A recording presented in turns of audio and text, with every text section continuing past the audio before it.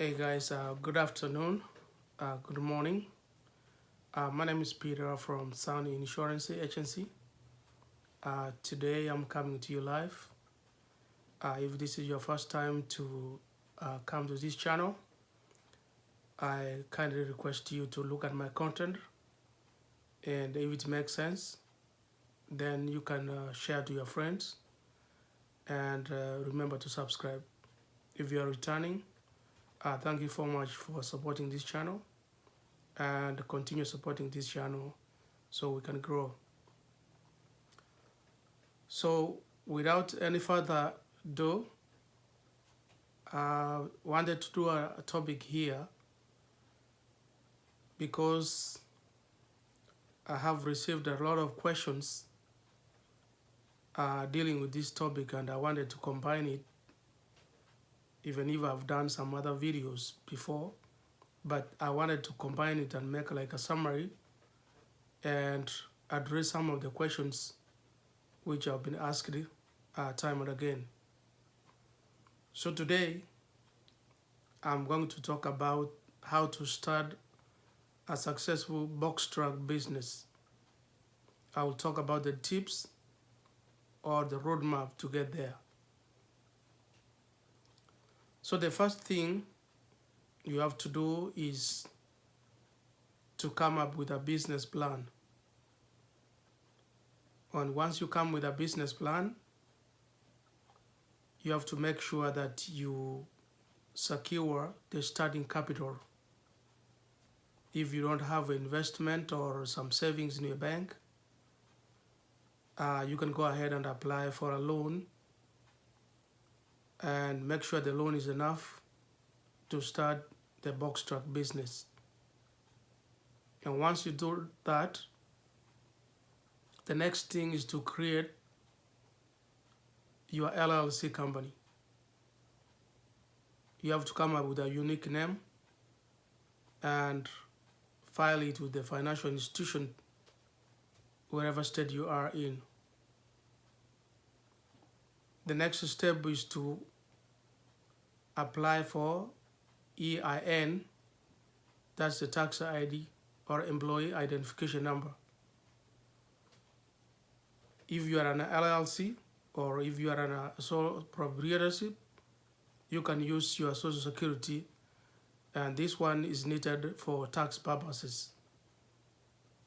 At the end of the year, if you run a business, you are required by the IRS to report your income, and you are responsible for the taxes which are due every year. So I'm going to put a link on where you can get the information for applying for the tax ID for your business. The next thing after you apply for employee identification number or tax ID, the next step is to apply for a DOT number and MC number. This one you can apply at one time on our website. I'm going to put a link where you can apply. And what you need, the cost is $300. That's what it takes. If you plan to cross state lines to do interstate commerce, you do need an MC number. If you go to any truck stop and try to look at the vehicles, every vehicle you see it must have a MC number and a DOT number. And that's what is required, and you have to apply for that number. After getting the DOT number, the next step is to apply for the BOC3. The BOC3 is called the blanket of coverage, and it is being applied by the servicing agents in every state. Every state where you will be operating, for example, if you go to Oklahoma, you go to New York, North Carolina, Georgia. And the servicing agents, they will represent you, or in case you are sued, they will be served with the court papers. And that's the reason why you have to have a representative in every state. The cost for the BOC3 is $35, and I'm going to try to put a link over there if you want to check those people who are registered. You can go there and look at the list and select whoever you prefer to. The next thing you have to do is the UCR. The UCR is a Unified Carrier Registration. Like I said, if you are going to cross state lines, or you are going to do business international, like Mexico and Canada, you have to have this kind of a document. And this one, you have to do it, and there's a cost attached to that, which is about $60. The next step is to shop for commercial auto insurance. Because with all these things, you cannot get your DOT activated if you don't have insurance. And insurance, it's actually very expensive. And this is where you have to make sure that you have an investment, or if you don't, you have to apply for a loan and make sure you have enough funds, because you're going to be paying insurance every month. And the average yearly or the annual premium for a one box truck is anywhere between $11,000 to $35,000 a year. And the reason why is it depends on so many factors, like the zip code where you live, the type of truck you have, your driving record, and your age. But the average is between there. So if you break it down for monthly premiums, it might be anywhere from $700 to $2,000 a month. So it really takes a lion's share as an expense to operate this business. So talking about insurance, the best way to shop is to, instead of calling the carrier direct or the insurance company direct, what you can do is to look for an agent within your local area. You look for a professional agent who understands much about commercial insurance, who can advise you what kind of coverage you need and what kind of coverage you don't need. So for insurance, you need, for liability, you need 1 million, although the minimum accepted is 750 to activate your authority, but you do need a 1 million combined single limit. And you also, since you will be transporting cargo from point A to point B, you will need cargo insurance. And the requirement for cargo insurance is 100,000. You can have a deductible of 1,000 or 2,500, whichever way you prefer. But that's all about insurance, and the insurance agent will know how they will be doing the various filings. After you get the insurance, you can get, there are two things you can do before you get the insurance.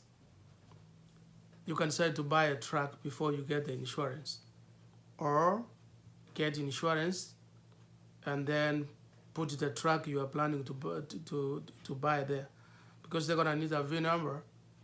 So make sure you identify the truck which you're gonna be buying. And then the DOT for your authority to be activated or to be active, it takes 21 days before the Federal Motor Car Safety Administration activates it. The reason why they do the 21 period is when they are vetting your company, do all the investigation or the paperwork to make sure that your company goes through all the channels, the process of the vetting. That's why it takes 21 days. So a smart thing to do if you wanted to wait up to, let's say if you applied for MC number on the 1st of the month, you can wait until the 19th or the 20th or the 15th of the month to get insurance, because even if you get insurance, it's going to take 21 days for the system to complete activating your authority. So it will depend, but either way, you're going to need insurance. Then number 8 is to buy the truck. So this is the time you have to shop around, and I suggest you find a very good mechanic who understands about box trucks. They can go and test drive at the parking lot, test drive the truck, look at it, and do the inspection, and make sure you are buying a good truck. And don't go the first parking lot and get tempted and buy the truck. Shop around, compare the prices, compare so many things before you make your final decision. So for the make, I really don't, it depends from your mechanic, and what you can do is talk to friends, people who have companies, what type of truck they have. I know most people, they have flatliner, 24, 26 box truck. They have Hino, they have Ford, they have International. But that's one thing you have to do your due diligence to find out. So after you get a truck, the next step is to do the inspection. The truck has to go through the inspection and get the annual sticker. The annual sticker has to be displayed on the window or the side of the truck. So in case the DOT guys stop you, they make sure like you have a document which says that the truck is worthy to be on the road, or it is mechanically sound. So you need that, and the cost to that is anywhere between $80 and $120, and it's done by the certified mechanics. So if you go to any truck stop, Fland, TA, you should be able to get somebody to inspect your truck and give you a sticker. It might take like an hour, or depending on how busy the place is. And after you get the inspection, you're supposed to find the decals, or the signs or the logo, which has the name of your company. It has the MC number and the DOT number displayed from both sides. You can display from the driver side outside and from the passenger side outside. And once you do that, the logo and decals, it costs about $20 to $30 to make them. And once you do that, the next thing is the ELD. So you have to, these days, you have to record your hours of service. You cannot get into your car if you're starting a business and thinking that you are going to get into your truck and drive from here all the way. Let's say if you take a load from Minnesota, you think you are going to drive all the way to New York without stopping. It doesn't go that way. There are rules and regulations on the road, In order to stay safe, you have to uh, adhere to the hours of service.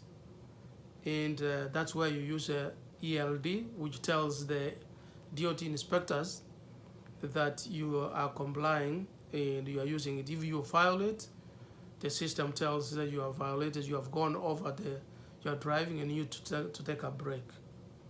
And it's also required that you have to have the logbooks, paper logbooks, as a backup. This is because if the ELD, the system fails, then you have something. So you can have two logbooks or 3 paper logs, and this one you can find them in any truck stop, and they cost about anything between $5 to $10, depending how many pages you want. The next thing after you secure this ELD, then this is the time you need to be thinking about the dispatch. Look for a good dispatch who has a good load boards. There are so many load boards out there. We have Selectors, we have Panther, we have DAT, and so many of them out there. So you have to do your homework and find out which load board you're gonna your dispatch is gonna be using, and interview them. Are they getting many loads, or you're gonna be waiting for a long time? So you need to find a very good dispatch, and after you get a dispatch, you also need to invest in a very good GPS, or if you have a phone, make sure the phone is updated. It reads maps okay, because in some places, like in New York, there are a lot of bridges. If you are using a GPS for small vehicles, you might run into problems. You might go to a bridge which is very low, and if you don't know, it might damage your vehicle. So you have to look for a good GPS and buy one, and then try to program it to use because for sure you're gonna be needing GPS. And one other thing is to get a very good driver. The driver is the one who will determine how you'll be making money on the road. He's the one who's behind the wheel. And if you get a very bad driver, and it's gonna cost you. So by a good driver, a driver who has a good discipline, who can follow the DOT regulations, they don't overspeed, and they know how to read the ELD and follow the regulations, and of course a driver who doesn't have many violations, because if you try to hire drivers who have violations, it's going to cost you for the insurance. And that's a very good point you need to look into before you decide who to hire. And one last thing is about the factoring company. When you start running loads, your dispatch, they need to pay you. Or if you are the owner operator, you are going to do the dispatch by yourself, you have to find a factoring company where your invoices are going to be sent to, who is going to process, and after that they pay you. There are some other factoring company out there. I know Apex is one of them, RTS, and so many of them out there, but you have to do your homework and decide which one, or talk to people like I said, and find out which one is the correct one. But you're gonna need a factoring company, and the factoring company, the reason you need to have a factoring company is because some brokers, it takes a lot of time to pay. Some of them take up to 3 to 4 weeks to pay you. So if you don't have cash right away to use as an operating expense is going to be so much difficult for you.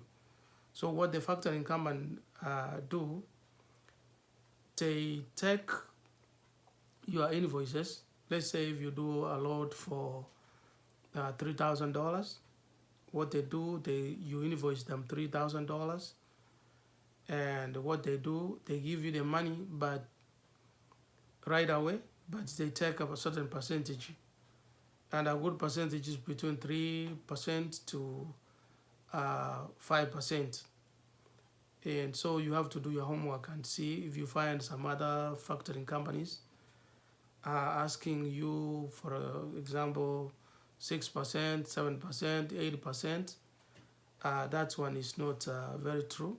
So you have to look for another cheaper factoring company and deal with it.